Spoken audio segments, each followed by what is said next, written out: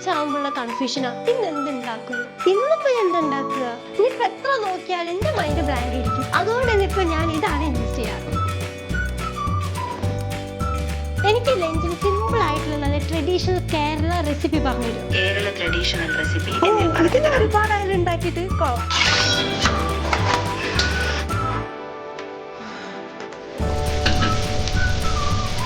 എന്റെ തേങ്ങ, തൈര്, കുറച്ച് വെജിറ്റബിൾസ് ഒക്കെ ഉണ്ട്. ഇത് വെച്ചിട്ട് ഞാൻ ഇപ്പൊ എന്താ ഉണ്ടാക്കുക? എനിക്ക് ഈവനിങ് ചായക്ക് കൂട്ടാൻ നല്ല നാടൻ സ്നാക്സ് പറഞ്ഞുതരും. പിന്നെ ഇന്ന് കുറച്ച് ഗസ്റ്റ് വരുന്നുണ്ട്. അപ്പൊ അവർക്ക് സിമ്പിൾ ആൻഡ് ഒതന്റിക് ആയിട്ടുള്ള റെസിപ്പി പറഞ്ഞുതരും.